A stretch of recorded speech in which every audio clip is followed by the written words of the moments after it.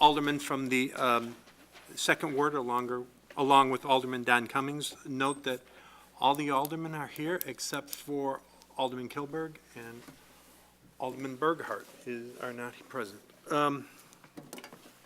First item on the agenda is to approve the special committee of the whole minutes from November 3rd, 2017, and the regular committee of the whole minutes from November 13th. So motion by Alderman Radecki, second by Alderman Bruno. Any comments or questions? All in favor say aye. Aye. Any opposed? That passes. Tara's, Alderman Berghardt's on her way. Okay. Item 3A, recommend draft resolution declaring fire department vehicle number 260, boat number 1, and miscellaneous equipment as surplus. Second. Motion by Alderman McGowan, seconded by Alderman Cummings. Any question? Alderman Ruby. I have a question on this for Chief Antonori.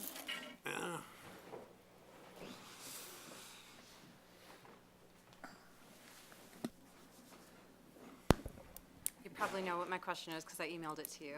And forgive me if I've got my items mixed up here, but okay. Is this pertain to the old gear that is no longer usable, that the firefighters wore, the protective equipment? No, this is new things beyond the gear. The gear's gone through the council. Okay, so I Keep don't know going, if I the can floor is ask, yours. because it's not even about this now, but you were going to look into recycling options for the gear. I had asked about Yes. how it was disposed of. I was just curious if anything. We found a charity that takes old gear and sends it to Honduras, Nicaragua, and Okay. such.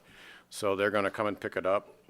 Okay. And since they have nothing, they will use out-of-compliance gear. Okay. So they'll take the entire lot as is and package it up with, I guess Chicago just made a big donation. It'll be going down there. Okay. So we were able to find a good cause for it. Much better than a landfill. Yes, otherwise you can't keep it in the United States because it was out of compliance. Okay. So. All right, great. Thank All you. right, sure, no problem. Any other questions or comments? Hearing none, seeing none, all in favor say aye. Aye. Any opposed? A note for the minutes that Alderman Berghardt now is here, please. Item 3B, recommend draft resolution authorizing bid award and contract to Millsoft Utility Solutions in the amount not to exceed $90,000 for purchase and integration of a geographic information system for the electric division. So moved. Motion by Bruno, second by Alderman Swanson. Any comments or questions?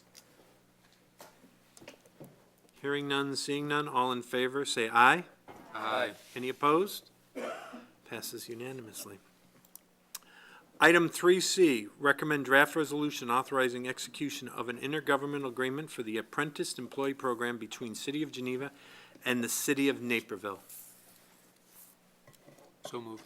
Motion by Bruno. Second by Alderman Ruby. Any comments, questions? None? Hearing none, seeing none, all in favor say aye. Aye. Any opposed? Passes unanimously. Item 3D, recommend draft resolution authorizing bid award and contract to Pennsylvania Transformer Technology, Inc., an amount not to exceed $501,110 for construction and delivery of a new Western Avenue substation power transformers. Motion by Alderman McGowan. Second by Alderman Ruby. Comments or questions? Hearing none, seeing none. All in favor say aye. Aye. Any opposed? Unanimously approved. Item 3E, recommend draft ordinance repealing Article 4, newspaper dispensing devices of Chapter 3, advertisements of Title 4, business and license regulations of the Geneva City Code. So moved. Motion by Alderman Radecki, seconded by Alderman Swanson. Comments, questions? Alderman Berghardt. I had a question. What were the two publications that asked for, or requested a license last year? That wasn't in our package, was it? Yeah, there's one publication, actually, Chicago Parent Magazine, and then the other licensee is Barclay Insurance. It's just an advertising. So none of the daily newspapers? No. That's depressing. So, all right, thank you. Alderman McGowan, I believe you. Thank you, Mr. Chairman. Were both of those publications free? Chicago Parent, was it Chicago Parent Magazine, or Yeah. was it like a newspaper? Yeah. So was that like a paid, you put money in and, I believe that one is free. The receptacles are allowed to charge coin fees, but the only 2 licensees we have this year, I believe, are free publications. so when would the, what are they called, the dispensing devices, when would those be removed? Well, We vote to dependent, remove them. yeah, dependent on your decision tonight. Their licenses renew the first of every year, so we wanted to be able to notify them in time, and then we would make that decision with the Public Works Department on when they'd be able to take care of that. Okay, and then I was just wondering if anyone knew, have other cities kind of gone the same route and gotten rid of their little newspaper boxes in the downtown areas for the same reasons? Does anyone happen to We know? haven't checked that out, but what we've found is that we spend more time making sure information's not put in there, that's not, they haven't paid their fee or whatever, the keys get lost, just the general upkeep and maintenance. We've had a couple that we've lost over the years due to accidents. So really, this was more of a decision based on our own operations as opposed to looking what others are doing. Okay, yeah, I was just curious about that last question. Okay, thank you. Okay. Any other comments or questions? Hearing none, seeing none. All in favor, say aye. Aye. Any opposed? Motion passes unanimously.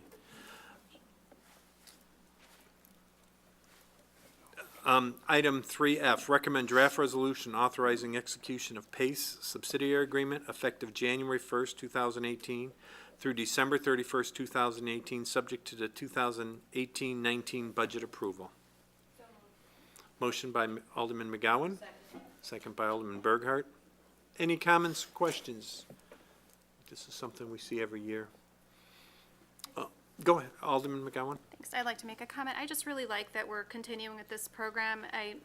It's an invaluable service to residents who need this bus service. And I just think it's great that we as a community support it. And I'd like to hopefully see us continue to support it. Thank you. Thank you. Any other comments, questions? Hearing none, seeing none. All in favor, say aye. Aye. Any opposed? Passes unanimously. Item 3G, presentation and recommendation to adopt and implement the compensation and classification plans for fiscal year 2018 and fiscal year 2019 as presented. Motion by Alderman Berghardt. Second. Second by Alderman Bruno, excuse me. I know that we have Mike Verdorn, from Gallagher Benefits. If the floor is yours All for a right, brief well- presentation, I believe, before we have questions. Yeah, we'll keep things rolling here, hopefully. Is there a mouse? There it is, sorry.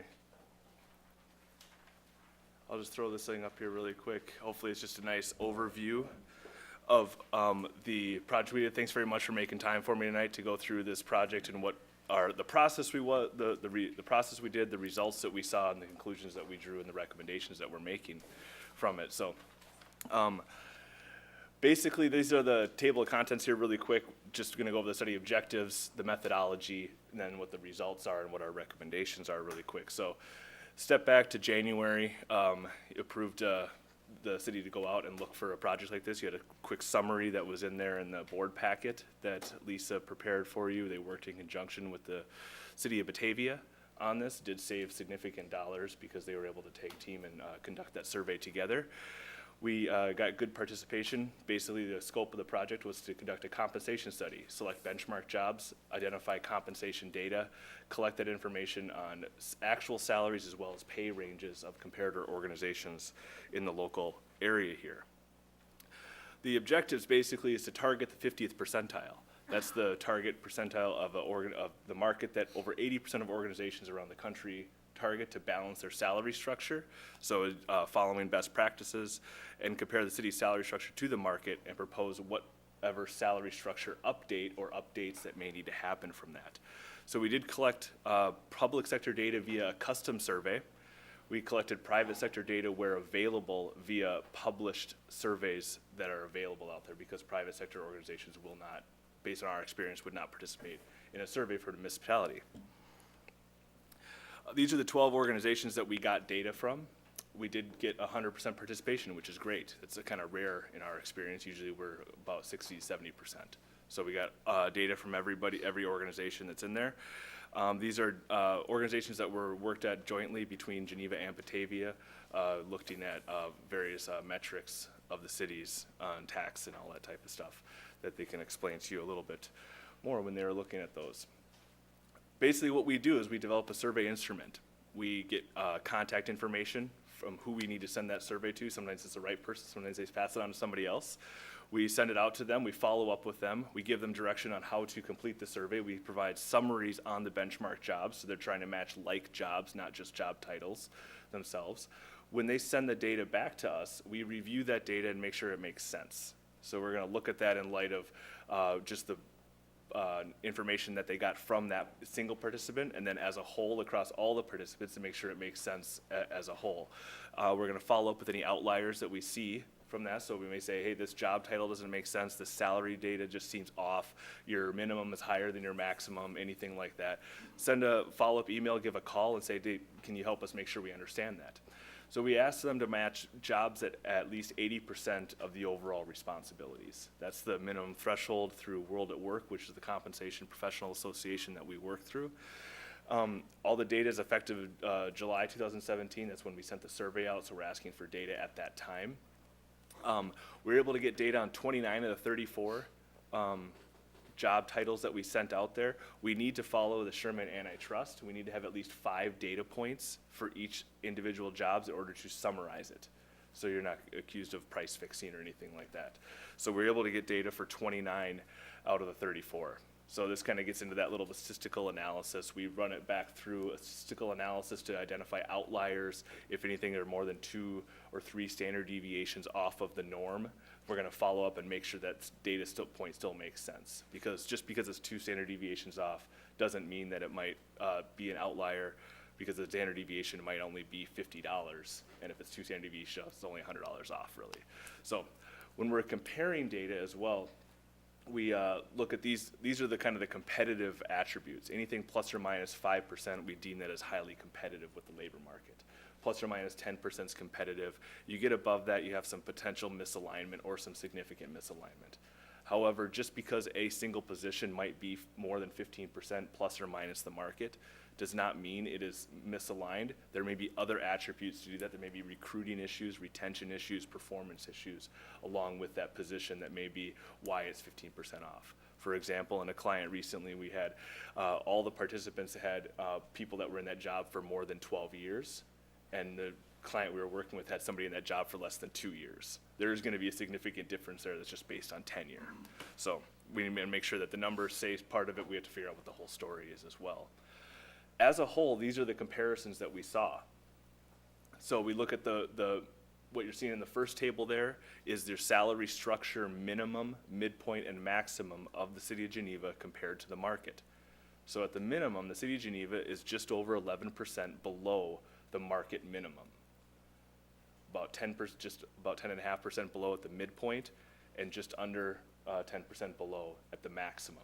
So consistently, the city of Geneva's salary structure was about 10% below the market, okay? When we divide that down just a little bit further, we look at some of they have 4 unique salary structures at the city right now: labor, trades, public safety, police, public safety, fire. The labor, trades, public safety salary ranges were a little bit closer aligned, 7% down to about 5%. That's pretty typical in what we see when it comes to some of those organizations that have labor contracts that are continually updated. But the professional, technical, and management group was about 10% below, okay? These are looking at the salary structure midpoint here, okay? So what we say is we want to look at this. We also we found private sector data, as you can see in the bottom, for 8 of the 34 benchmark jobs. Finding private sector matches for public sector positions is difficult. There are only a handful of cross-industry positions: finance, IT, HR, facilities. Those kind of positions right there, we were able to find 8 of the 34, and across those 8, it's really highly competitive. I mean, you're just under 0.09% below the market for those 8 positions. But again, it's a very small spectrum of what the positions are, okay? So what we can see is we're consistently behind the market. We would recommend there needs to be a salary structure update to this. We would recommend this being done in kind of 2 different ways. One is to look at the labor trades and the public safety ones together, and then one to look at the professional, technical, and management together. One of the reasons to do that is because in the professional, technical, and management one, there are what we call internal equity point values. The city has utilized a point factor job evaluation system for establishing internal equity, and we can utilize that to help develop a salary structure that balances internal and external, pulling in that market data with the internal to make sure that there's an internal and equitable relationship here. So based upon that, we would develop a structure that's based upon regression analysis. You basically divide it as an X and Y graph, plot the points out there, find the line of best fit. That becomes the salary structure midpoint. You develop a salary range around that. For the labor trades, police, and fire one, what we recommend is basically applying a straight percentage update. All of those were pretty consistent when it comes to being about 5 to 6% off the market, is to increase all of those by a straight percentage. What we do from then is to say, how do you move into this new salary structure? Because there is a cost to do that. We looked at 3 different methods to do that. The least expensive method is increase to the minimum. Identify all those employees that might be below the new minimum and say, how much does it cost to move them up to that minimum, okay? So what that does is all the people that are already in the range, no increase. People that are below the minimum, you would move up to that new minimum there. We looked at 2 different range penetration methods. Range penetration is basically identifying how far should somebody be in that pay range based upon how long they have been in that job. We're using an estimation. Typically, reaching a midpoint of a salary structure happens within 5 to 7 years. That is the common practice within industry, is to move in. So we use that kind of algorithm to say, how far should somebody be? With the range penetration method here, we said, here's how far you should be using the entire range, okay? The second one is to think about another way to look at it, so we're not moving people all the way up to the maximum or close to the maximum and creating that kind of that roadblock initially, is to look at put a cap in there using the midpoint. So any employee that would be above the midpoint would say, you are above the midpoint, above that market competitive position, that stays there. But anybody that would be below that, based upon how long they've been in that position, would move up to the appropriate spot and stop at the midpoint, okay? It's also kind of a cost balance between the first method and the second method there, trying to make sure we're being as cost efficient as possible here. So basically, within these 2 methods, we would set it up in a 2-year implementation. We're able to estimate the first year cost more directly. The second year one has a lot of variations to it, just because of you're estimating how many employees are actually going to still be here in year 2. You're estimating what the performance scores would be for all those employees as well. But the year 1 cost for that bring to range penetration with that cap at the midpoint is approximately $252,000. That's based on the annual number of hours that people have been working in the past year as well. And approximately, according to the city's calculations, 160,000 of that would come from that general fund cost. The other ones comes from the enterprise funds. So in the bring to minimum method would be 231,000. Those are not 2 separate costs. The bring to minimum method would also be included in that bring to range cost, because bringing people into the range also includes bringing them up to the minimum if they are below, okay? So this is a 2-year plan, and it's developed by fully updating the structure into 2 steps. So what we're doing is saying, you should update the structure by approximately X percentage, but in year 1, we're saying, let's do half of that increase. And then in year 2 would be the second half of what that total increase would be. But that year 2 cost should also include approximately, we're kind of anticipating 2019 market trends here, but about a 1.5% structure update, because every year the market continues to move, and you need to make sure that the minimum, midpoint, and maximum continue to move every year. So the structure update we're talking about now says, here's your structure, it's below, but then if you're looking forward to 2019, that market's gonna continue to move. You move that structure by 1.5% in year 2 as well. So the year 2 cost might be a little bit higher just because of moving that structure again to maintain competitiveness. And that's one of the keys that we're looking at here is where what we've experienced and through our conversations and looking at the data is where the city has kind of lacked is maintaining that structure competitiveness with moving the structure on an annual basis. And that's why there's that big disconnect with the results that we're seeing. So that's the overall results. In the long term, there are annual updates that should happen that we just talked about here, is moving people through the range. These are a little bit more detailed, and we can go into these if there's any questions or anything. But basically, we look at salary structure maintenance twofold. One is annual, and one is long-term. On an annual basis, you want to move the structure, something that's close to CPI. CPI sometimes is negative, but sometimes we want to move it in a positive side as well. World at Work, other salary surveys out there project, here's what the salary structure is moving on an annual basis, as well as here's what the average merit increase looks like. Since about 2013, the average merit increase has been about 3%. Sometimes a little bit lower, 2.5% to 3% for public sector side. But that would be what actual salaries move. Then we would also say that the salary structure needs to move something about 1.5% to 2% to maintain that competitiveness of that minimum, especially for those hiring ranges when you're bringing new people in. That can be worked in conjunction with the performance rating score that the city currently uses. This is an example of what that could look like based upon those performance rating scores. You can divide those up based upon where people are within the current range. What you'll see there is if somebody is given a 2 and they are in the lower half of the range, they would be given a higher increase because the objective is to move employees to that market competitive point, which is the midpoint of that assigned salary range, okay?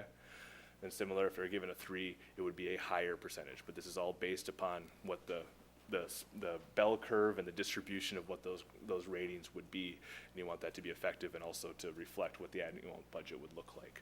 So that's an annual structure adjustment, moving the structure, but also moving employees through the range.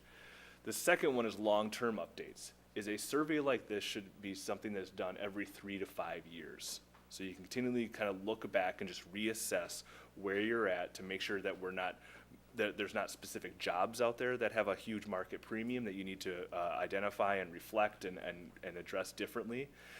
But then going through and doing those to recalibrate that structure as well. So those are the overall updates. We can flip back just to the recommendations here on this part here, if there's any questions. But recommending 2 structure adjustments, one for the public safety, trades, salary ranges, and then the separate one based upon the regression analysis for the professional, technical, and management groups.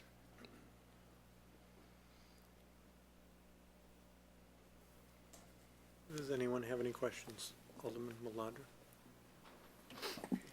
So you went kind of fast for me. Can we go back to the comparable communities Yeah. list?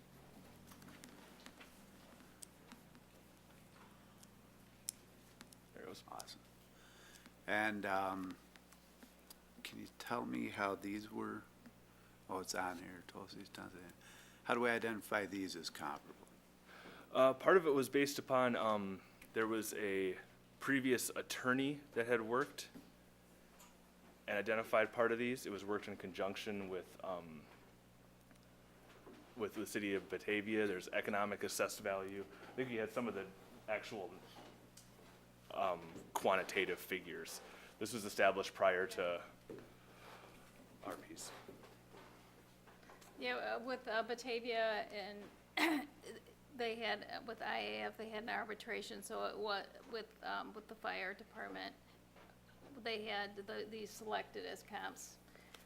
We looked at our comps that we've used, and 6 of our comps matched those.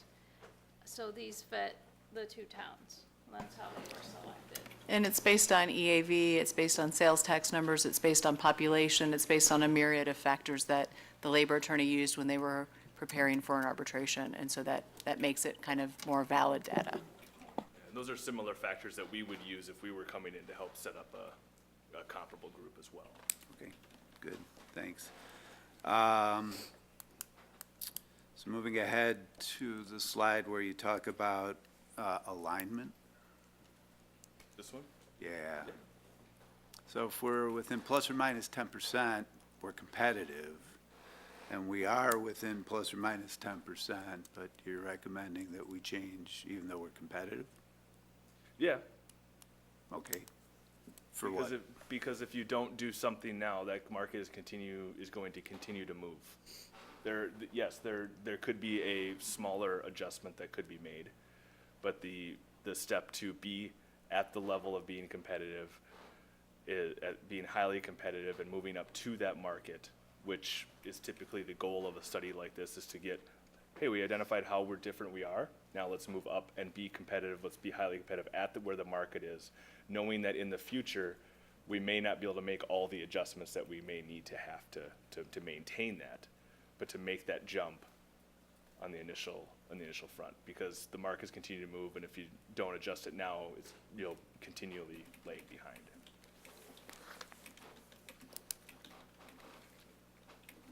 So we're like right on the borderline by your measures. We're at the upper range of between competitive Yeah. and possible misalignment. For some of the positions, consistently below, but as we said before, the labor, public safety, the labor trades, public safety ones are a lot closer.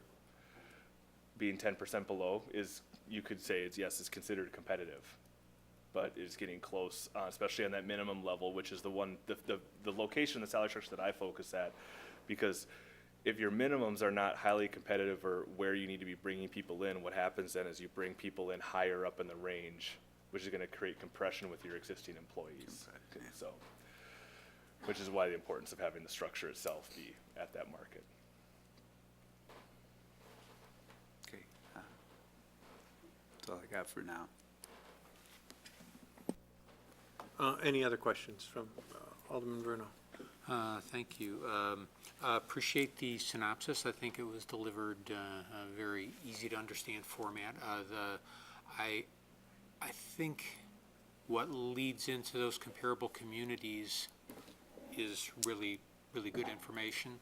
I think it rings true with my theory that basically they're all Collar County communities, which seems, it gives me a sense of the quality of that data. Thank you. Alderman Radecki. Thanks. Do you ever take into any consideration the other compensation that employees get other than wages? I mean, the guess is anywhere between 40 and 50% of the cost of an employee is in their benefits package and that. I mean, it's a substantial amount. I know this is just salary that you're doing right now. Do you ever look at that as well?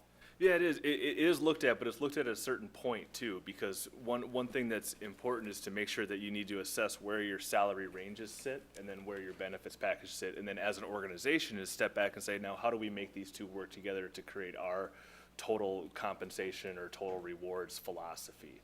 Because you may say, wait, we realize that our benefits are higher. Maybe we can't be at the 50th percentile. Maybe we need to be a little bit lower in this to make sure we're balancing what these two look at. But without assessing them each individually and making sure that they're both at how they compete, that needs to happen. The other piece of it is that myself as a compensation guy and somebody who knows that employees, what they're looking at every 2 weeks, they're getting a paycheck. We want to make sure that salary range that they're getting that paycheck from is something that's competitive. And that's the way that we try to look at it as well, because that's something that people see on a continuous basis. Alderman Cummings. Can you move ahead in a slide or two? I'm looking for some, so move to the midpoint is one. Oh, here we go. Yep. Range penetration. So if we opted into range penetration, does that help reduce the compression? I'm assuming that if we go to midpoint, we get more compression in most cases.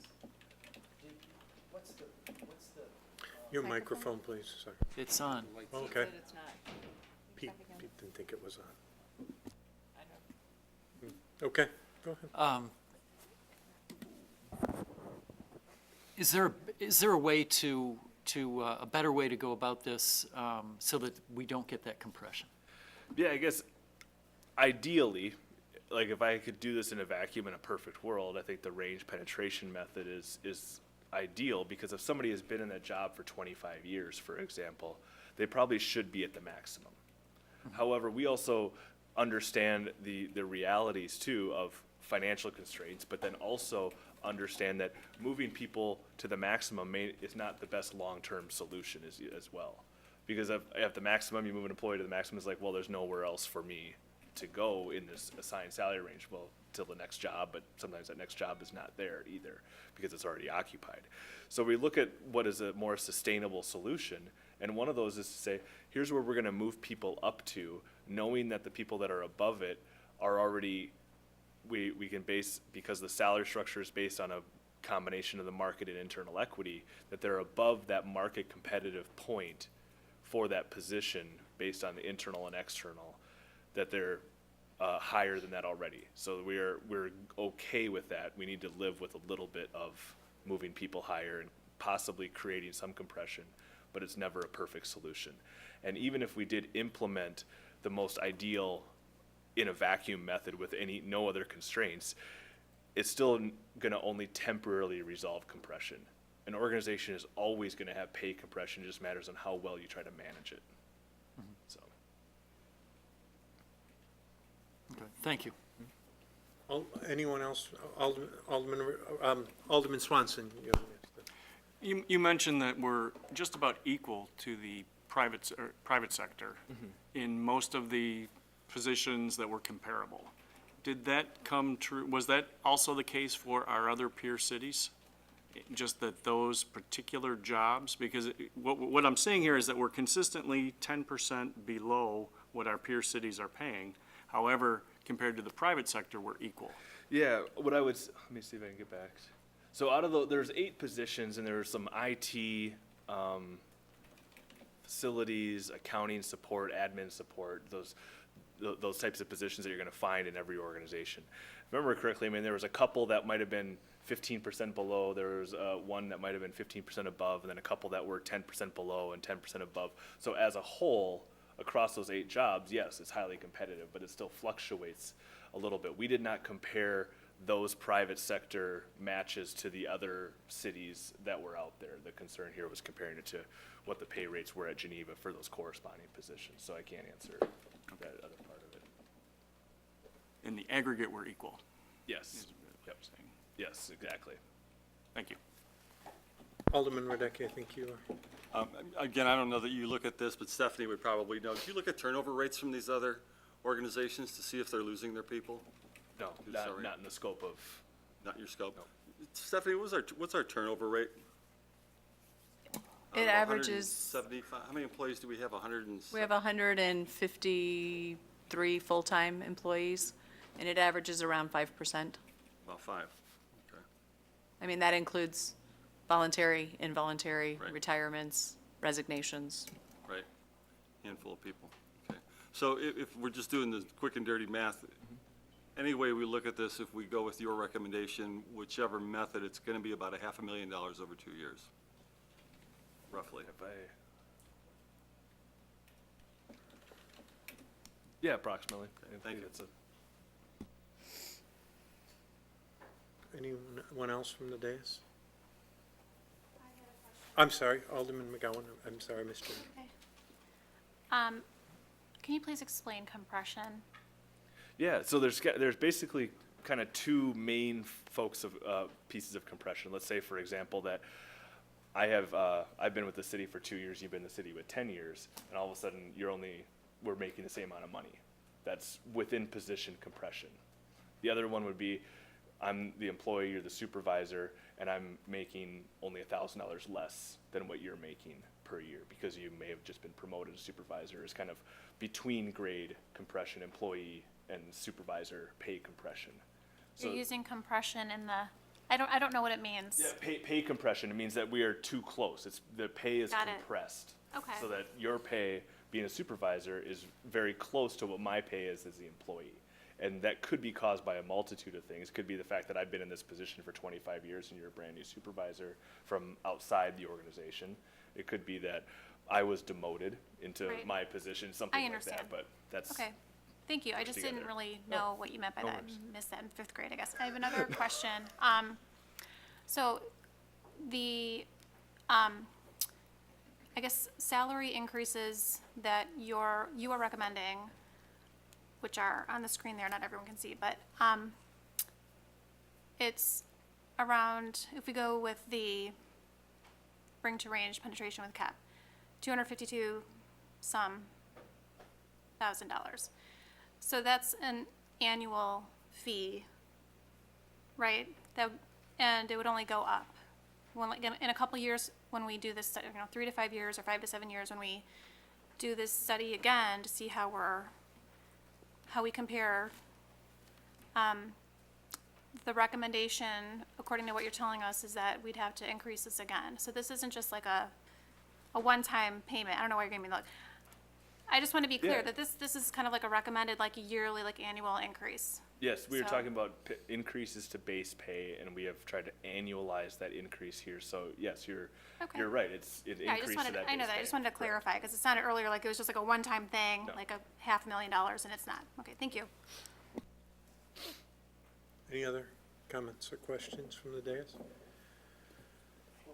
Go ahead, Alderman Radecki. It is an adjustment to bring it up, but there's a multiplying factor on top of that as the years roll out too, and if you resurvey, but, so yeah, I mean, it is a one-time cost, but it does have a multiplication factor beyond that as well too, and of course, if you resurvey.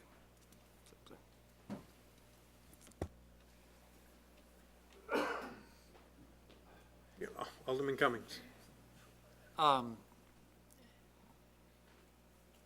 If we get into the range that we should be in and spend $500,000 over 2 years, and then march ahead at plus or minus CPI, then I would argue that we don't have another $500,000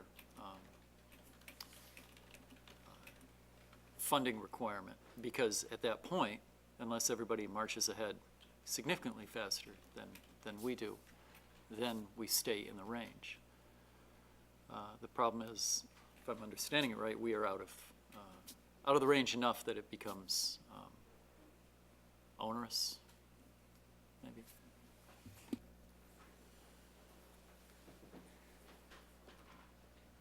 Any other questions from the dais? Any other questions? Anyone else? Yes, Alderman Ruby, sorry. So just a clarification point, would you be looking at each, you said some of the salaries are like plus 10%, some of them are minus 10%. So would you be looking at each individual position, or would we just increase across the board to everybody?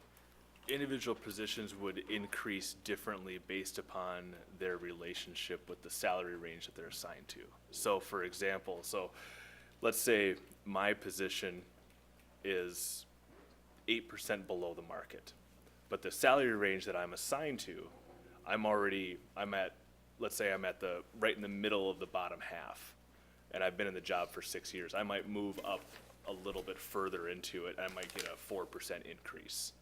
But my position was 8% below, but we're not saying you need to adjust each position based upon its relationship to the market, because there are a lot of variations. It should be used as a guidepost, not as a decision point to say, well, the market is at this point, we need to move everybody up to that point, because that could be all the variations of the people.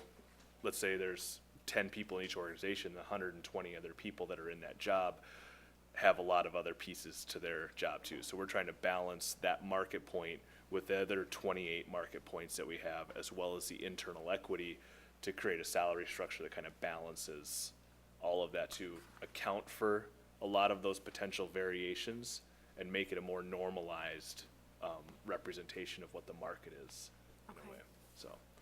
All right, and then just to piggyback on Alderman Radecki, I think benefits are a huge factor too. I understand that, you see your paycheck every 2 weeks, but I think benefits are critical to include in the big picture. That's just a comment, I guess. So, and one more question. In 2016, we did a benefit survey study. Oh, okay, So we have done it 2 years ago, and we will probably do it in another 2 years. And Okay. we are comparable. Our health insurance, probably the biggest thing is health insurance that we look at. sure. We are comparable to other communities. We somewhat probably charge a little more to our employees than other communities. Okay.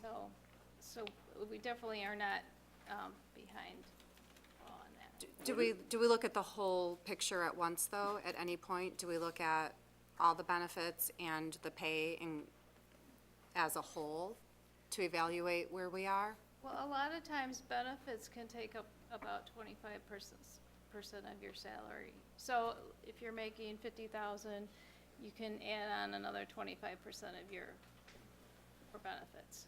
It just all depends. If you're on family insurance, your benefits are gonna cost a lot. Sure. And I think Mike addressed that earlier. So Mike, if you want to kind of repeat what you said as far as looking at benefits and looking at wages and how you do that. Yeah, part of it is just the value proposition that you give to employees too, is that there's going to be different for every employee that's in the room as well. If you're a single person who never gets sick, you don't see any value from it. But if you have a family of 6 and and you have an ill spouse or something like that, you're going to see a lot more dollar value. So when you are looking at that total compensation, what you're looking at basically is trying to assess, here's the dollar value that your employer is putting towards your premium. Here's what your employer is putting towards any other long-term, short-term disability. Here's what they're putting towards retirement, and add that up. But that health insurance premium dollar amount is going to be very different between 2 different organizations. For myself, when I moved from a small employer of 12 people to a large university, the premium dollar amount was almost the same, but the health insurance coverage that I got was amazingly different. So the value proposition, even though the total compensation package, the numerical value of it might not have shifted too much. And that's one of our offices in our firm actually is doing this. And when they do some really comprehensive benefit studies, they're trying to look at what the value proposition to employees are, and like, what would it cost me if I left to purchase a similar style plan on the open market.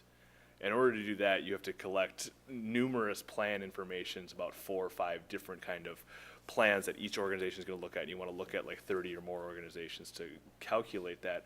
But I think that's the kind of comparison sometimes that you might need to do, because that's where it just gets tricky, just on the dollar value. I agree with you that it's important. Well, And that and you need to time look off, at it. I mean, there are just so Yes. many variables. Yes. It's tough to draw conclusions from one piece of information when the rest of the pie is not there to see. Yeah. That's how I view it. One more question, just for sake of conversation. Your first slide, I think, said within plus or minus 5% puts us highly competitive. Yeah. So is it worth discussing, considering bringing our numbers up to 5% instead of 10%? Do you understand my question?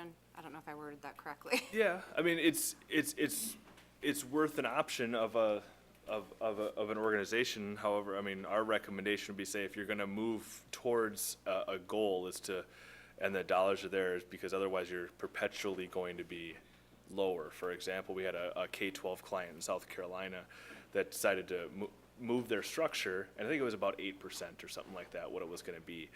But they said, we can't do 100% of this salary structure, we can do 95%. That was 5 years ago, and they've never made up that Sure. 5% gap. And so it just kind of gets stuck. And that's the reason why it's when it's fresh, when it's looking at it. That's why we'd only recommend doing this in a 2-year. We did discuss the option of 3 years, but sometimes the 3 years, what happens is that all of a sudden you get to the 3rd year, and then it's just not on the top of the agenda anymore. It gets forgot about, and that final step is never taken to move into there. So keeping it in 2 years in our experience helps kind of manage the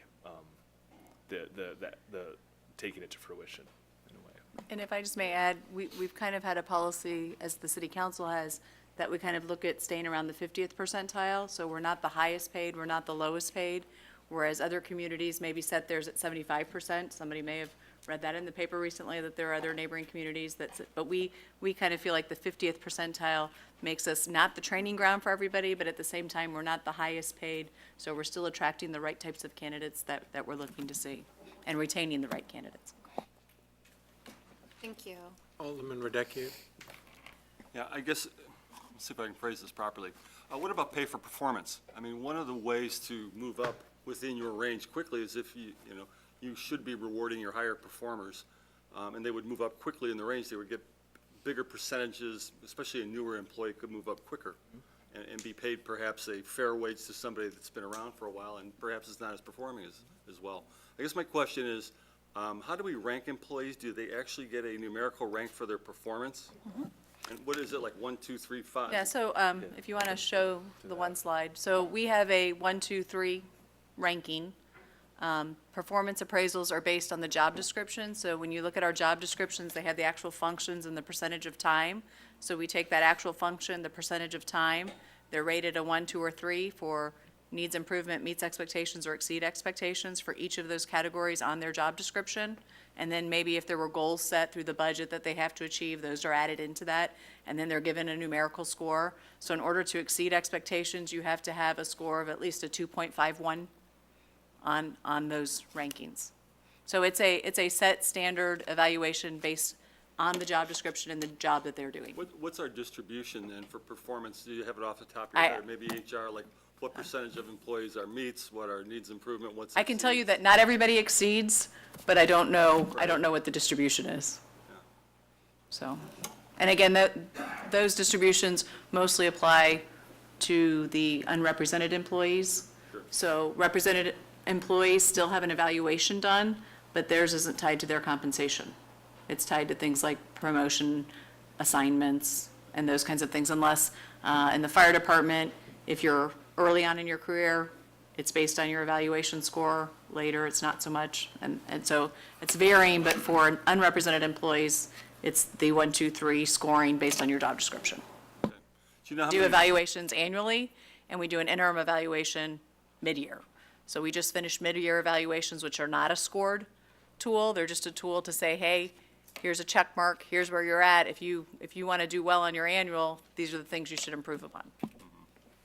I guess I'm just, the point I'm getting at, and we could drill down into this later, is there a spread? Do we have a pay-for-performance culture? Do we, or do we have a herding mentality that a lot of organizations do where people get kind of in the middle? That's really the point that I'm trying to, And I think it varies. I think it's varied from year to year, in all honesty. I think our supervisors do a very good job of evaluating their employees, but I also think at times, because it's tied to compensation, that gets in their mind. So we have to be mindful of that and make sure that they're truly evaluating them on the work they're supposed to be doing. And then back to your point, that's what this chart is showing, that if an employee who's lower in the range because they've just started, they can move quicker through the range, and then that tapers off once you hit that midpoint. I was an HR manager for a while, so.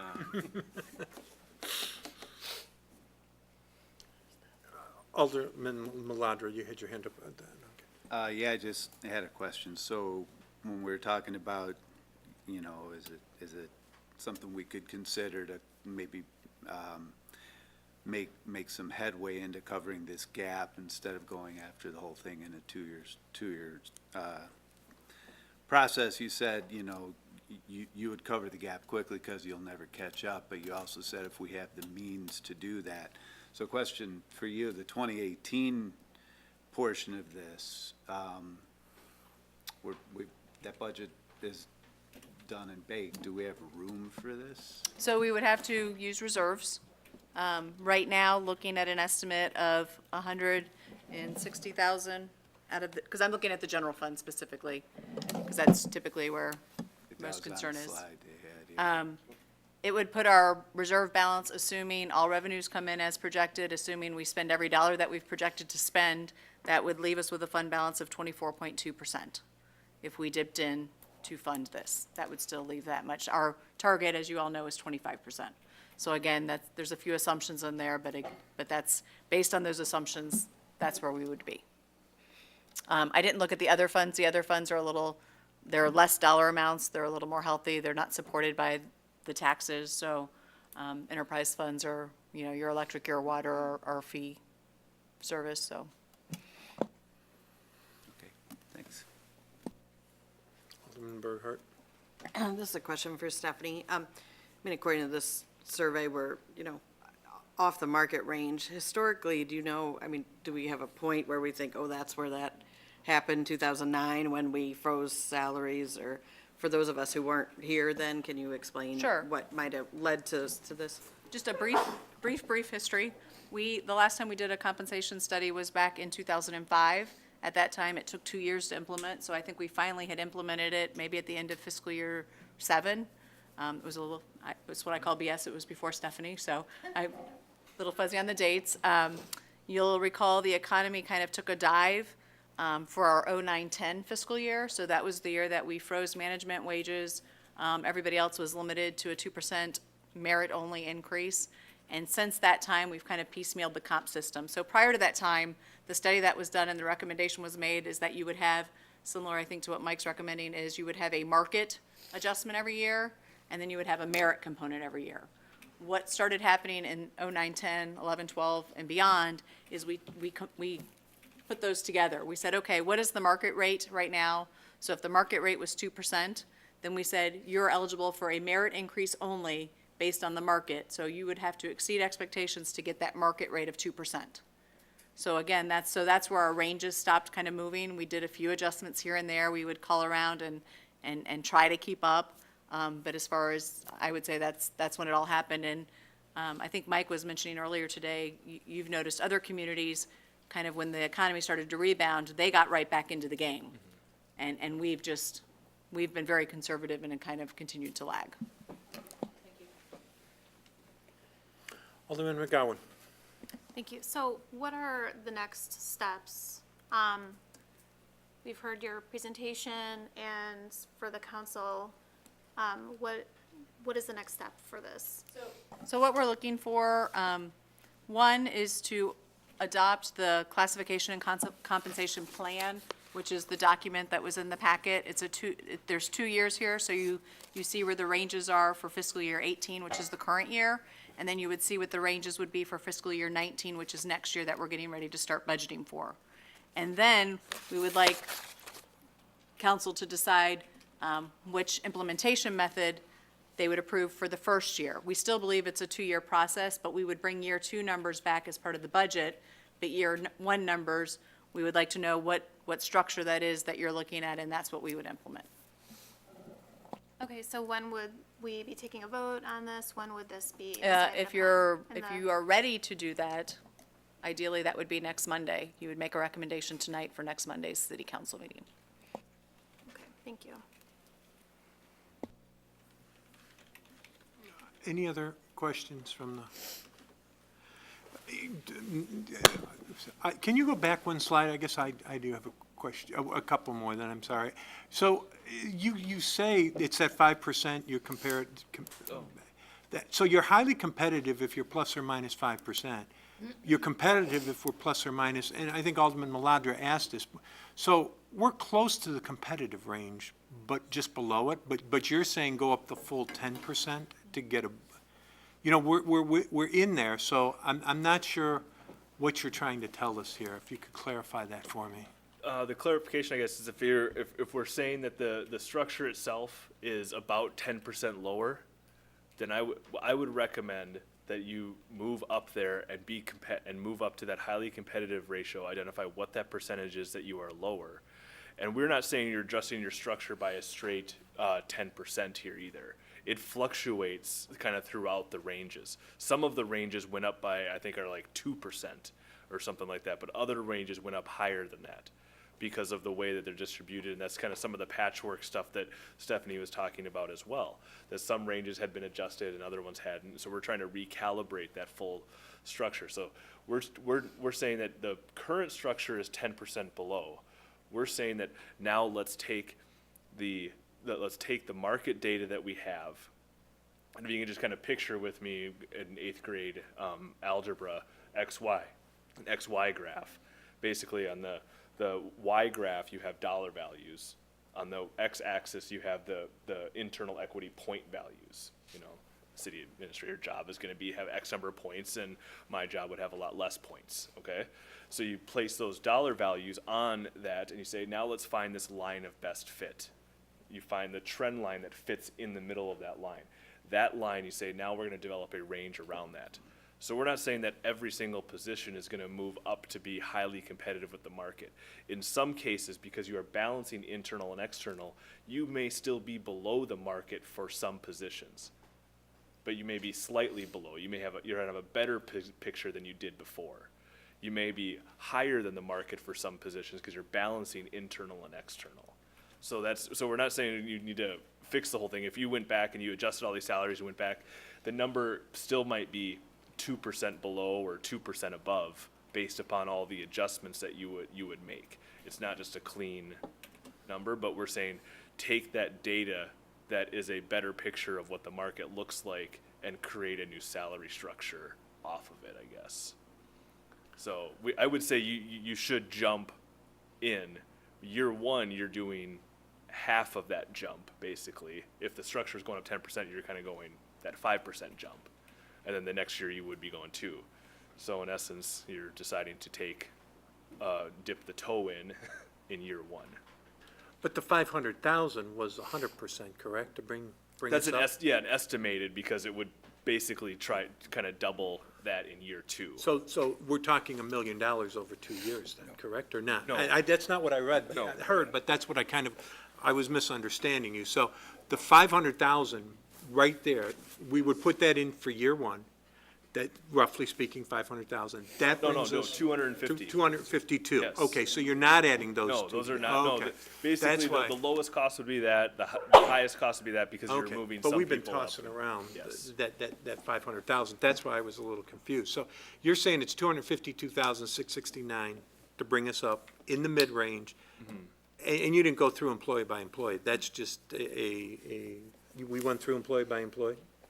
We have to because Okay. different jobs are different points of the Okay. market. And so if we do that, we become highly competitive or competitive? You would become highly competitive with the market. And so that's the question for the council. Do we Yes. want to be competitive or highly competitive, correct? After Is year that after year two? Yes, after year 2, yes. But 5% will also make us highly competitive as well. But that's, I don't you got my know next that one. question. Because that's only a partial adjustment. I didn't look at the partial adjustment to say how that would compare. Exactly, because in the next year, the market will move, and my estimation is that I think 1.5% is on the low conservative side. Over the last few years, typically public sector has moved about 2% when it comes to kind of a salary structure adjustment amount. And Mike, if you could just clarify the 10% back on the market, Yeah, that seems to be causing a lot of confusion, so. go back on this one. So Yes. this 10%, 10.59% below market at the 50th percentile is an average, and I think you were saying this, so there are some positions that are right at market Yes. currently, and there are others that could be significantly off, which makes that range Yes. different. Yeah, we go back to what we were saying before. It's an aggregate. It's an aggregate across the 29 positions that we have market data for. That is what the structure looks like. So there are numerous other positions that we don't have market data for, because we represent about half of the job titles that were there. Because we can't send them all out, because they're not gonna be able to find matches for all of the jobs. We're trying to find the ones that we're gonna have good matches for. So across those 29, this is what that picture is. Some are higher than the market, some are lower than the market, some are pretty much spot on the market, but as an aggregate across those. So in these ranges, these reflect those differences. So if there was a position that was on market, there's probably not a big range change in this chart, other than. Yes, it should kind of reflect what that progression would be, so. And keeping in Yeah. with the internal comparables as far as where the positions fall in relationship to one another. Go ahead, and then I'll come back. Go ahead. All right, this is, I don't think you'll dislike this question, but this is digging a little deep. But I'm really curious about it. I think it'll be helpful. The mid-market, 50th percentile, minus 10.59%. How was that figure derived? And before you answer, let's say, and then you'll know where I'm going, let's say there are 10 people at a negative 1%. Let's say there's one person at negative 1%. And then there's one person at negative 15. And let's say the person that's at negative 1 is a highly paid employee, and the person at negative 15 is a lower paid employee. Then I would look at that number and assume certain things that might be completely false about the pool. So can you go into how that is comprised? Yeah, so that market mid 50th percentile is the midpoint of the labor market's salary structure. So their formal salary ranges, which are similar to Geneva has your formal salary ranges of minimum, midpoint, and max. So what we did is, let's say, for example, we have an admin assistant. We've benchmarked that position. We got, we're gonna have a list of 12, I'm guessing, I think we had everybody that would match that position. So we're gonna have 12 matches for it. We're gonna have 12 distinct salary ranges for that position. So of those 12, we have a list of 12, we're gonna take the median out of that. We're not gonna take an average, because the average could be skewed higher or lower. We're gonna take that middle point. We're a big believer in the median, because it helps, we wanna normalize the market as much as possible. So we're gonna take that median point for that job, and we're gonna do that for all 29 positions. So what this is comparing is just saying, here's the distribution of this job and this job and this job, and the middle point of all of those in comparison to Geneva's midpoint for all 29 of those as well. And then we take those, create a salary structure by trying to balance internal and external. So basically what we're trying to do is account and control for all those, I think the variances that you were talking about there, that, hey, this one job could represent kind of this weird spectrum or weird bell curve of something too. Especially if you just assign a percentage deviation rather than a dollar. Then we can get so skewed that the numbers are really misleading, right?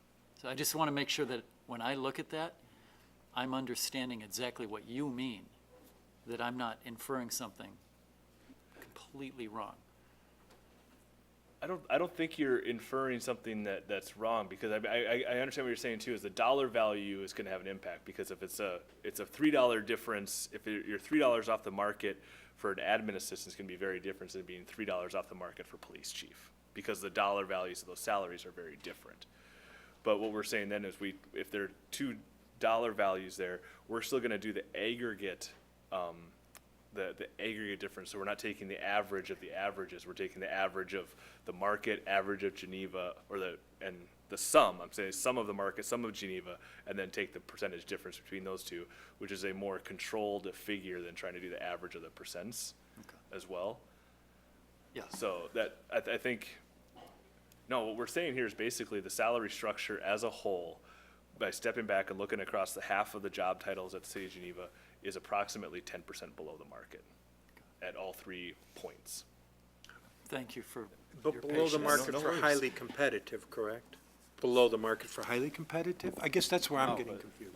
It's below the It's market. just below. It's just below the market. Yeah. Okay, see, that's why that's why I think that other chart is confusing people. Yeah, we would say like the minimum right here is possibly misaligned, as opposed to the maximum is considered in the competitive realm. But if we look at it in the full picture, the entire salary structure, in our opinion, is still misaligned with the market. So I guess if you looked at it in those frameworks that you're talking about. That's fine. Alderman Maladra, I saw you, did you Well, have I a just question? want to make sure I understood this. So this chart does not look at individuals at all. This looks at salary structures among the Correct. comparable communities. Correct. And like that market mid-50th percentile is the median for each job grade of the 29 that we're looking at.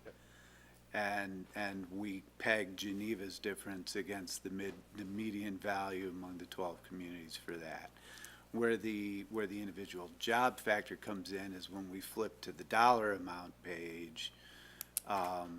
Maybe somebody in a certain job is currently paid competitively and is still paid competitively when we change the ranges and we leave that person alone, but somebody else might be, egregiously out of whack, and we would adjust that one over a 2-year period, or attempt to adjust that one over a 2-year period, and that's what leads to the dollar amounts on another slide, right? Yes. Okay. Yep. Because the intent of this is to develop a salary structure itself that is highly competitive with the market, that minimum, midpoint, and max. Exactly. Yes. Yep. Alderman Ruby. So how are the salaries addressed of employees whose job descriptions or titles weren't in the study? Good question. That's the reason why we utilize the point value system, the internal equity alignment that exists. So the city in the past has evaluated all the positions through a point factor system called a job evaluation methodology. That's kind of every job is evaluated on a defined set of criteria and different factors, and all those are assigned. And that's how we're able to slot that job into the appropriate salary range, which is developed based upon the market data that we've collected here. So it might be evaluated at the same level as a job that we have market data on, and then that therefore creates a salary range of X to X, and then that job slots into that salary range, and here's the comparable, the appropriate range for it, so. Okay. Thank you. No, Alderman Cummings? Quick question. So if we bump that negative 10.59% up to a negative 5%, and we remain there, and 2 years, we're back in, and would you stand there then and say, you are negative 5.59%, you are right on the edge? Or you are at negative 5%, you are right on the edge of being competitive to highly competitive. That would be a true statement, right? We would be at that point, all things being equal, between competitive and highly competitive. From your definition, because 5%, negative 5% to 0 is highly competitive, correct? Correct. So if we are at negative 5%, we are on that border between competitive and highly competitive. This is the market, right? Yeah, so if you're asking me a hypothetical, if in 4 years. Let's forget that. Okay. No, that's fine. But if we are at negative 5%, we are on the border between being competitive and highly competitive. This is the market. Yeah, if you were at negative 5% at that midpoint, yeah, you'd be kind of right on the border between that. Yes. Alderman Maladra? CPI type, yeah. Yeah, CPI. Nothing's static. Yeah.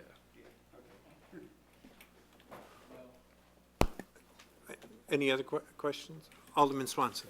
Along that line, though, our goal is to be at the midpoint, and we don't want to, we're not saying we're going to be to the midpoint as long as we're highly competitive. We're saying we want to be at the midpoint. So I think we're getting tangled up in this highly competitive number. If the goal is to be at the midpoint and we have the data to get there, then we have the opportunity to do so. And by saying if we're stopping when we're highly competitive, I don't think we should do that. Go ahead, Alderman Cummings. What's a rough number for salary per year out of the city of Geneva? For all, All salaries. about 14 million. Okay, so when the reason I'm bringing up going to 5%, negative 5% rather than 0% is 5% times 14 million. Okay, 14 million includes all positions, so that's your union positions and your non-union positions. So I don't know off the top. I can't remember I off don't the sheet remember right now. off the top of my head so it's about half that. Call it So call it 7. 7 to be 7 million, so we're talking, $350,000.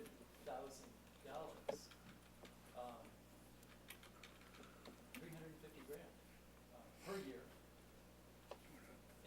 So that's why I asked. I absolutely want to be competitive to very competitive. I think if you are a competitive to very competitive employer, you have a good pool of people from which to draw.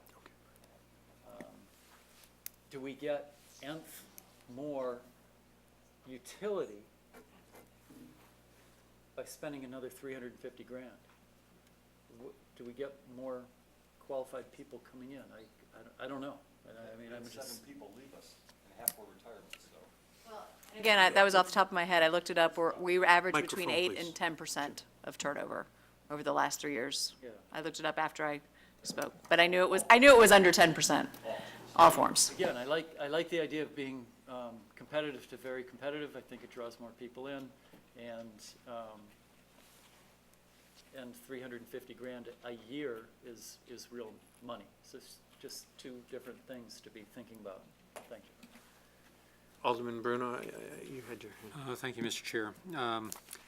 The one thing well, first of all, I would concur with Alderman Swanson. I think we get a little too tied up in these rather arbitrary terms of highly competitive and competitive, but what this doesn't capture is the soft values. Maybe the words out there that it's just really awesome to work with Director Babica or under Stephanie. And people will just flock to this Geneva culture. I don't know. I don't know how we capture that when we restructure salaries if it has real value. I don't know if we are, as Geneva, just intrinsically more desirable as an employer. I don't know if we're an outlier or just right down the middle. That's it. Any other comments or questions? Go ahead, Alderman Radecki. Well, it's time to start making decisions about money here. I mean, it's been fascinating, all the midpoints and all the discussion over it. I think we need to have a serious discussion about what our responsibility is, okay? We set the policies for the city, okay? These guys execute it, but we have a finite amount of money to do that. We're going to referendum. We have a couple of different plans to raise revenue. We have some issues. We would have to go into the general fund to fund this at $160,000. My guess is the ratepayers would make up the other $90,000 or so. But they're still our ratepayers, they're still our customers, they're still gonna pay it. So it's still all money from the citizens. So I think you make a good point, Alderman Swanson, about getting hung up on it. I don't think that this is the proper time to try to close the entire gap. I think it'd be irresponsible to do that. I think that it might be time to spread the unhappiness evenly and to look at some other alternatives. I do think that we have been, our compensation program has somewhat lagged. I mean, the figures are the figures, and I think your methodology is solid. I mean, I'm not gonna pick apart any more of this, the discussion about it. But, I think what's our, as policymakers, do we think at this point fiscally where we're at that this is a responsible thing to do? To me, it's tough to come all the way up, meet the goal, close the gap in 2 years. I don't think this is the appropriate time to do it.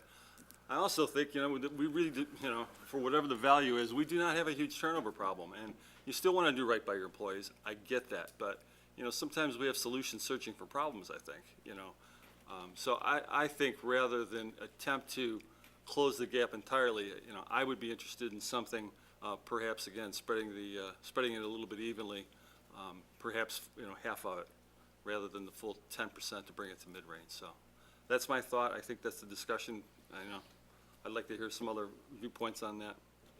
Thank you. Alderman Malandra.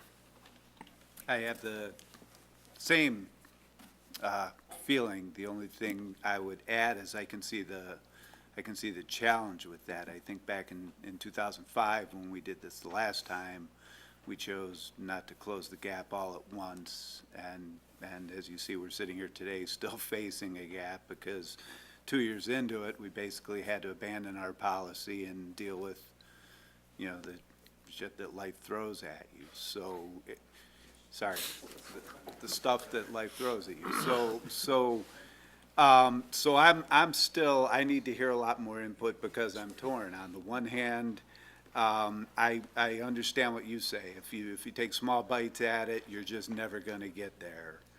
And we have some evidence backing that statement, that evidence being our own experience. And on the other hand, I am not at all sure that this is the right time, given all of the challenges that are forcing us to go to referendum to begin with, which doesn't even include all of this.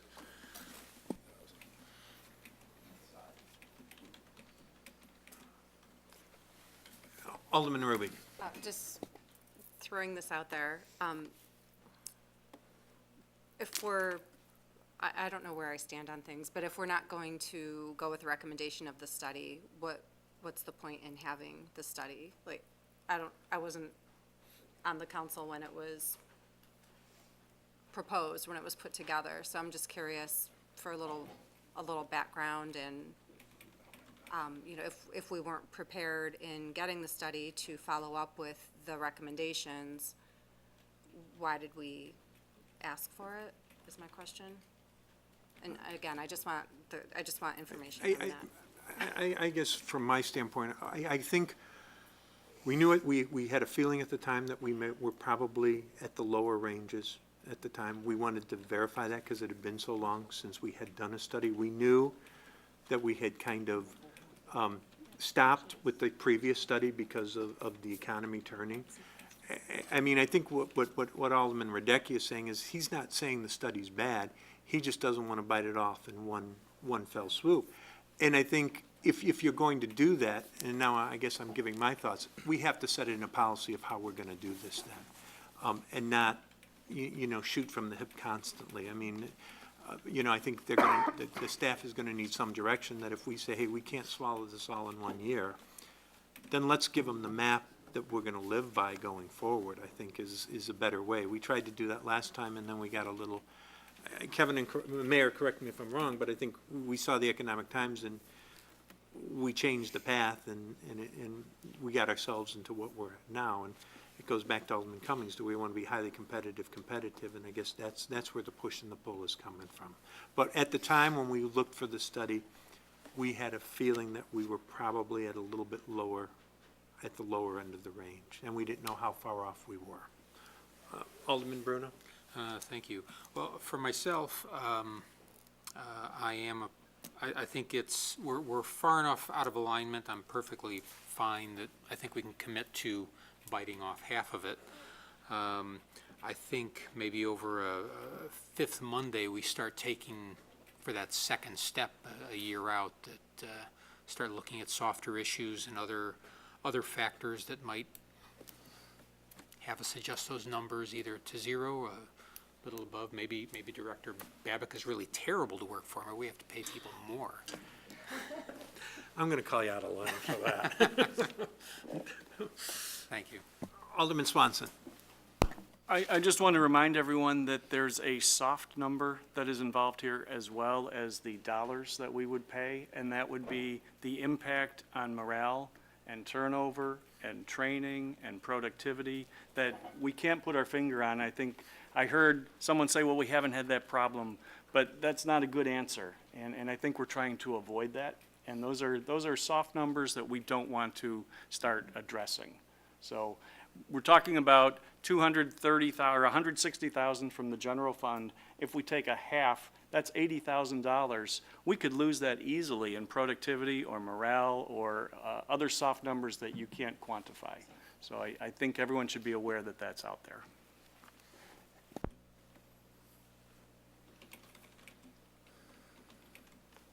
Any other comments or questions? So I guess there is no one else. Alderman Maladra, I guess. Just a question, would, can you go to the slide with the dollars? No, other direction. This way? Next one, nope, you're going the wrong way. The one with the dollars. One more, there you go. There we go, that one. So roughly speaking, addressing the year one cost is half of what we're talking about here in total. We can tackle it within the budget that we have. We have to dip into reserves. The impact, if all of our assumptions play out, is not that great. So are we saying we're definitely comfortable with year one and that the question about year two becomes a question that we'll address in our budget discussions for the next. Stephanie, I think that question was addressed. So what we were asking is to approve the ranges for both years, so that for year two, as we're doing the budget, we can work on how that implementation looks for year two, but for year one, do the implementation that we've estimated for year one. But without having the roadmap for year two, we're floundering still, because we don't know what to do for the budget, we don't know what numbers to put in. So tonight, we're not asking for, the only approval for year two is the range layout. I mean, obviously, if you're not comfortable with that, then there's nowhere for us to start understanding where people would fit come year two, if we're doing a partial implementation over a 2-year period.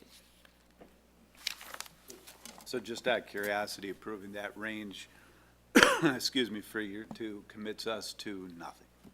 Correct. Because if you also read the nice disclosure on the top, the classification and compensation plan below should be considered a guideline that is subject to funding through the annual budget process. So it's got the disclaimer, but it helps us in our, and it should help you all in the budget planning process to kind of be able to put those dollars and cents together.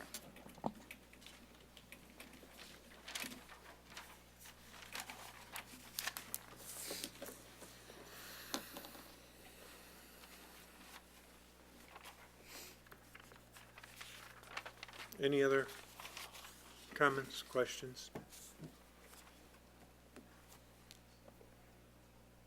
So, to make it clear, what we're going to be voting on is to spend $252,669 in the current year, correct? And I would say these are approximate costs. Approximates, okay, 253,000, we'll say.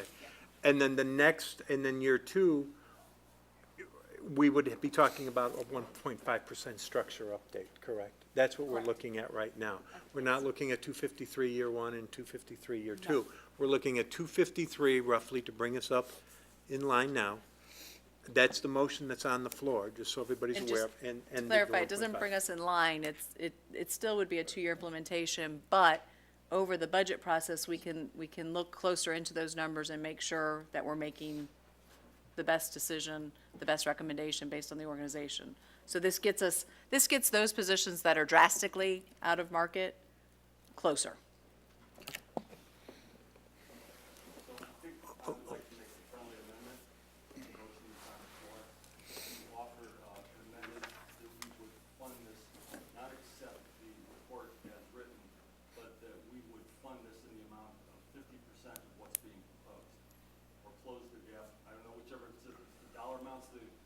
Or if it's the percentage, we're 10 point, number 5, whatever. 10.6, yeah. 10.6, I would offer a friendly amendment to close the gap to 5.3. That'd be my friendly amendment. I'm sorry, close the gap to? 5.3, yeah, what's being proposed. And both, for both years. Both. So you're saying 5.3 in year one and 5.3 in year two? Plus the 1.5% structure increase, correct or not? Correct. Okay, I just want, is there a second for that? Sorry. Let me get a second. If there is, it may just die, so. Okay. Go ahead, Alderman Radecki. Well, Go ahead, yeah. What I would propose is that if, No, Mr. Chairman, no, that's a point of no, order. yeah. Point of sorry. order, I don't think our presenter should No, be. no, I'm sorry, I'm not trying to propose anything. Yeah, What I'm trying to, Yeah, thank you. The Robert's Rules of Orders calls for the motion to be made. If there's a lack of a second, the motion dies. It's up to dies. the chair to determine whether Right. that motion dies. But I think Alderman Maladra wanted some Amendment dies, clarification excuse me. first. Right? He didn't understand, that's what we were getting at. Close half the gap. What does that mean in terms of 252,000? Well, you know, intuitively, it would be half, I guess, but I'm just saying, whatever it costs, I would close half of it now. Yeah, it's as simple as I can make it, which is gonna get complex real quickly here, but. Because, you know, it's either that, I'm not gonna support the motion as currently. So I don't wanna kill the whole thing, but I think it's time for a compromise, so that's the spirit of it. I think I can. Mr. Chairman, Oh, a wait, point no, of no, order. no, Yeah, you yeah. can't, you can't. We gotta kick this around ourselves, but once we get to the amendment. I'm not hearing a second. I'll second that. All right, we can only talk now about the motion, The amendment. the amendment to the motion. So, Mike, if you have a comment, now, we're on that, we're in there. Yeah, what I would like to say is it would be difficult to calculate what that 5.3% would be. But what the methodology here that we're proposing is basically dividing this into two steps to take that 10% and divide it over 2 years. So step one, year one cost that we're looking at right here would achieve that approximate half goal that you're addressing. Year two is the second half, because if we look at the structure on the structures that have been proposed, is the year two structure is the full structure that we are recommending. The year one structure is halfway between the current to that proposed. And that's, what we're proposing is year one cost is that halfway point, so. I guess for clarification, mine would be a quarter way. Thanks. Alderman Bruno? I would, as it was described here, my understanding was that this two-year plan does split that in half, which I thought was the intent of your motion. So I think it's prudent and not unreasonable to bite off half that now, close half the gap now, and I believe that's the motion as originally stated. Right, but the amendment would be a quarter. For simplicity purposes, rather than a half, it would be a quarter and a quarter. Simple as that. I would, And with the thought that the funding would mirror that. With the thought that the funding would somewhat mirror that, knowing that there is going to be some, it's not going to be exact dollar amount, but. I would have to vote against the amendment. I think, Oh, go Mayor, ahead. no, We'll leave it okay, fine. You defer were to the alderman next. unless one of the council members wishes to speak. Alderman Cummings? So, under the Ducky amendment,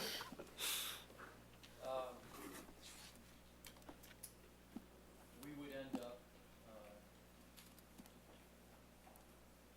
or if we did year one cost 252 now and nothing next year, we would end up being right on the border between competitive and very competitive, and approximately 5% of the market. And I think a good, very good working environment, and I think this is a place where we'd like to work. It's an intriguing idea. It's a, I think of that last M of spending money.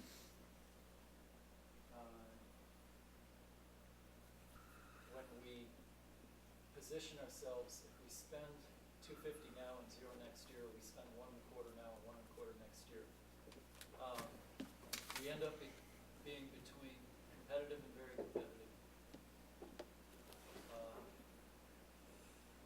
Low turnover, potentially saving $350 a year.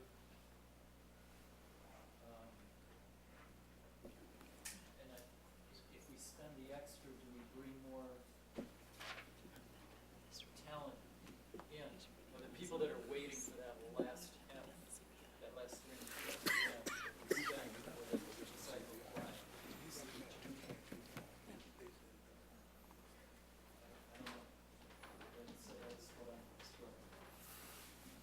Alderman Ruby, and then Alderman Moore. Can we just get clarification again on the competitive, highly competitive category versus, I think that we're still getting confused in that, or I am at least. What we're trying to do here is just put our employees in the median salary range, correct? Yes, the competitive point that the city has selected is the 50th percentile of the market. Okay, And that is what we are judging that highly competitive figure, that percentage to be in relationship to. okay, thank you. Alderman Maladra. So to me, if we accept, so there's what you can do and what you should do. And so if we accept as a council that what we should do is get to that borderline between competitive and highly competitive, that's a good first step.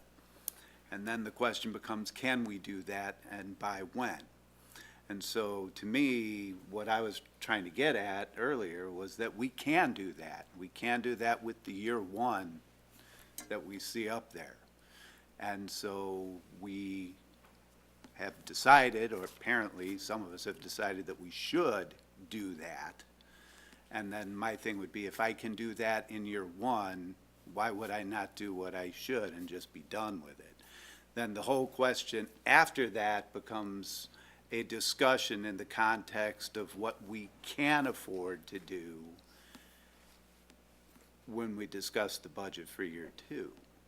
So I also think I would oppose this amendment. Alderman Radecki. Maybe to clarify, what the intent of my amendment is not to bring us to the 50%, but to bring us to the 45 percentile. In whatever scheme this works best, whether it's front-loaded all in the first year or spread it over 2 years, I think the intent of my friendly amendment was to spread it over the 2 years, and perhaps a better way to look at that is, now is not the time to try to get us all the way to the stated goal of 50%, but 45%.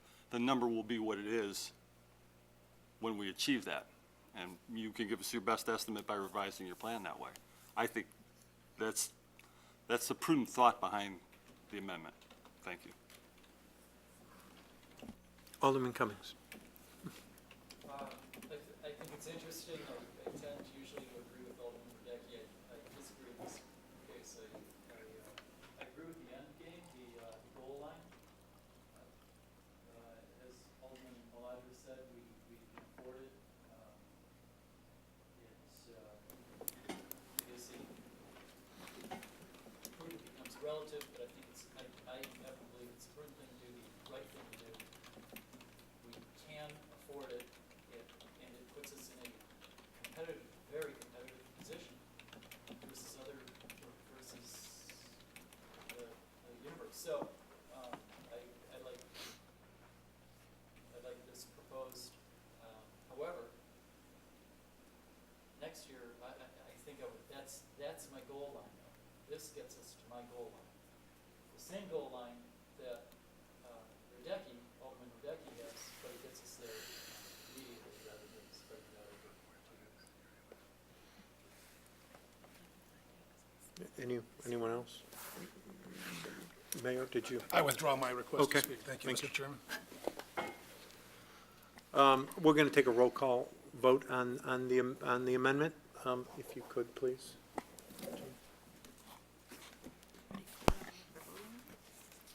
Go ahead. Mike Bruno? Nay. Tara Burkhart? Nay. Donald Cummings? Nay. Becky Ruby? Nay. Craig Maladra? Nay. Richard Marks? Aye. Jean McGowan? Nay. Jim Radecki? Aye. Robert Swanson? Nay. The motion fails by a vote of 7-2, is what I have. The main motion. The main motion is now still back on the floor. Alderman I have a Cummings. clarification question. If I vote yes on this, I don't want it to imply that I'm obligated or I support a two-step approach. I support a one-step approach of 252,000 and some odd to bring us up to, again, that goal line that is the one I've discussed to death. Is that a friendly amendment? Is this a vote, I should ask, is this a vote for a two-step approach? What this would be a vote for is to adopt the plan for the second year, which is the ranges only. And then, as part of the budget process, we would be bringing forward to you any recommendations for salary increases within that plan. And the reason, again, I'm asking for that tonight is so that we have a roadmap as we're doing the budget. Because without a roadmap, unless you want to stick to the first one, which is the halfway, we don't have a roadmap. I know sometimes it's on, sometimes it's not. Any other? All right, we'll take a roll call vote then. Recording Secretary, Madam Recorder, if you would, please. Mike Bruno? Aye. Tara Burkhart? Aye. Donald Cummings? Aye. Becky Ruby? Aye. Craig Maladra? Aye. Richard Marks? Aye. Jean McGowan? Aye. Jim Radecki? Nay. Robert Swanson? Aye. It passes by a vote of 8-1. Okay. That will not be on the consent agenda next week. It will be able to be discussed again, correct, Mayor? That's correct. So I just want to clarify that. New business, is there any new business from the dais? Alderman Cummings, please. It's on. I saw a newspaper article on a gathering outside of church a week and a half ago here in Geneva, supporting tolerance and supporting tolerance, and I was glad to see that, very glad to see that. It seems to be an ongoing issue, and I want to congratulate everyone that was in town, that was able to make it. I was not in town, I wasn't able to make it. If I had been, I would have gone. So thank you to everyone who attended that. Thank you. Anyone else from the dais? I do know that we do have someone in the audience that, Where did Tommy go? where did he go? Oh, there he is. Oh, there he is. There you are. I know you had asked earlier to be on the agenda, so if you come forward, name and address, and I believe you're going to explain your Eagle Scout project. That is correct. My name is Tom Antonson. I live at 420 Greenfield Circle. And my Eagle project is collecting youth sports equipment and sending it down to disadvantaged guest workers in Costa Rica. Those guest workers are mainly Nicaraguan. They have a huge passion for baseball as they work 6 days of the week and then they spend the other day playing baseball. However, they don't have the equipment they need to play that baseball, and that's what I hope to do. I hope to collect that equipment, send it down so they have a better environment to do that. So my main goal is to spread awareness and get collection goals. I have a collection going till tomorrow at the library. I plan on collecting mitts, hard baseballs, wooden bats, and pretty much anything else you need to play baseball, because they literally need everything. A little disgusting fact, but they have so little equipment, they have to share catcher's equipment in between innings. My goals are to pretty much spread out the word and raise shipping money, because shipping, it depends on how much equipment we get, and it seems like we're going to get a lot, as we have had, are going to be very expensive. It's running around $300 to $400 a box, and we hope to send about 5 boxes down, 4 or 5 boxes. We had a successful shipment go out a couple of weeks ago from Little Quick Experimental, and then I had a couple of collection stations posted around town and whatnot, and that has seemed to go very successful, but that, as I said, ends tomorrow. My main collection point in here is the library as well. Like I said, I'm collecting mitts, hard baseballs, bats, catcher's equipment. Everything can be new or used. And then shipping, I'm just trying to spread the word as good as I can, trying to get sponsors and equipment, because I want to do the best I can to help these people out. Thank you. Thank you. Any questions for Alderman Bruno? Yeah, thank you, Tom, and thanks for your efforts trying to do this. So in terms of the collection points, there's only the one, tomorrow's the last day and the library is the only drop-off point at this point? At this point, the easiest drop-off point is the library. I have one at the high school, one at each middle school, I believe, and all of those end tomorrow. Okay, thank you. Alderman Maladra. So collection ends tomorrow. When are you looking to ship? We're looking to clean the equipment up, package it, and send it like mid to late December. One of the people I'm working on goes down to Costa Rica very frequently, and he plans on doing a trip early January, and we're hoping to time it so we can get the equipment down there by the time he gets there. And so, and in the intervening weeks, you're looking to line up sponsors for the cost of the shipment, correct? Yes, I have lined up a few sponsors already, but I'm still doing the best I can to get a little more money, because we don't have as enough money as we speak. But So how can people, work that angle?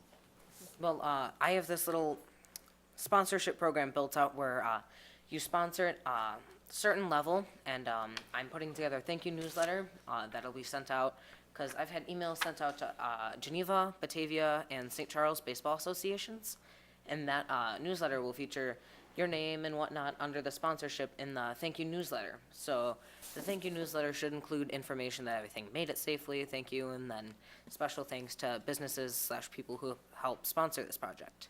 Right, but for people who are interested in doing that, how do they do it? They can email me at my email address, which is my first name, Tommy, at my last name, Antonson, which is ANTONSON.US. Or, and then, yeah, there's lots more information online. King County Chronicle was able to put a article out about it about a week ago. All right, Awesome. good. Alderman Burkhart, I saw your hand. Yeah, that was my question. I just wanted Okay. to know how people can reach Tom, because I'm sure in the spirit of the season, a lot of people, individuals, might want to give money. Sounds like that's really what you need right now is funds to help with the shipping. So again, Tommy at Antonson.us, ANTONSON. Correct. And we'll all share that, I'm You sure. too. Thank you. Great, good work. Thank Is you. that Antonson.us, you said? Yes, Not .com. And Mr. Chairman, it's worth noting that Alderman Maladra played baseball, and his bats have no mark on them. So it's Okay. gonna be like giving a new one, so it's like, A lot of wisdom. Any other questions? Alderman McGowan. Tom, you're doing such an awesome job with this. You're so well-spoken, and I have seen a lot of information about your Eagle Scout project around just through social media, and here you are speaking. But I was curious, how did you hear about this, the people in Nicaragua playing baseball, or are they Nicaraguan workers again in Costa Rica? Yes, And how did you that's- hear about it? That's actually a very good question. So, I'm a part of Boy Scout Troop 37, and there's a man by the name of Mr. Solomon in the troop. He has a son, and I asked him if he would help me with this Eagle Scout project, and he actually had just caught wind of a good idea, which he notified me about, and his wife is a part of the St. Charles Rotary Club, and he's a part of the Geneva, and his wife heard about the president of the St. Charles Rotary Club, which is Mr. Brown, who's the person I was talking about that goes down to Costa Rica. He goes down to Costa Rica with his wife multiple times a year, and the last trip they went to, they met a contact named Matt who lives in Cincinnati and in Costa Rica part of the year. And he sort of filled them in about like the history and whatnot and what he was trying to do, because he also tries to collect equipment and whatnot. And he brought that idea back to the Rotary Club, which eventually cycled into my troop, which came to me. And so hopefully I'm trying to do the best I can to make it happen. That's great. And do you also play baseball? I do not. I used to, maybe for a year or two. Which is your favorite baseball team? Do you watch baseball? Not often, but the Cubs for sure. Okay, the Cubs. And do you like the King County Cougars? I do. Yeah. Yes, that's a lot. That is actually another collection spot we have till tomorrow, their main office. There's Little Men's out front. That's great. Thank you very much for everything you. you're doing. And good luck with everything. Any other questions? Thank you. Thank Good you. luck. Wish you the best. We would do. Come down to the next item on the agenda is adjournment. Do I have a motion to adjourn? Made by Alderman Cummings, seconded by Alderman Bruno. All in favor, say aye. Any opposed? Meeting adjourned.